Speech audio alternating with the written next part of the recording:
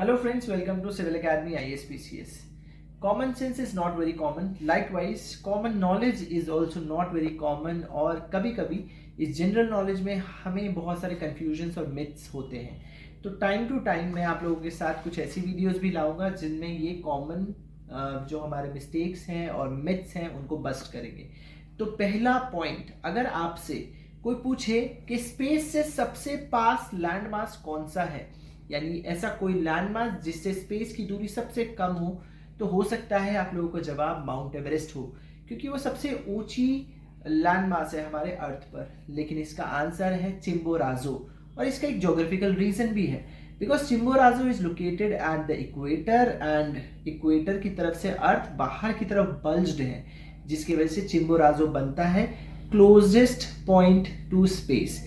आपको comment section में बताना है चिम्बोराजो है क्या और कौन सी कंट्री में लोकेटेड है। सेकंड कंफ्यूजन की तरफ बढ़ते हैं। अगर आपसे सीजन्स में पूछा जाए कि समर सीजन में क्या अर्थ सूरज के सबसे करीब होता है, तो हो सकता है बहुत सारे लोग इसका जवाब हाँ बोले।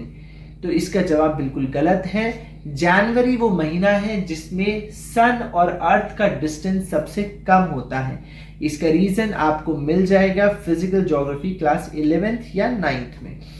अगले पॉइंट की तरफ बढ़ते हैं। अगला पॉइंट है, कई लोगों को ऐसा लगता है, बहुत बड़ा मिथ है, इवन इसके ऊपर पूरी एक मूवी भी बनी है, मूवी का नाम है लूसी, कि हम सिर्फ एक टाइम पर अपने दिमाग का 10% ही इस्तेमाल कर पाते हैं। तो ये एक बहुत बड़ा मिथ है।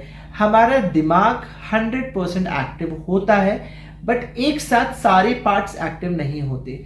जरूरत के हिसाब से, टास्क के हिसाब से दिमाग के पर्टिकुलर पॉइंट्स एक्टिव रहते हैं। तो हमारा दिमाग का कोई भी ऐसा हिस्सा नहीं है जो बिल्कुल अनछुआ रहता है, वो पूरे लाइफ टाइम में हम इस्तेमाल कर ही लेते हैं। इसी तरह के फैक्ट्स और मिथ बस्टर्स के लिए आप फॉलो करें सिविल एकेडमी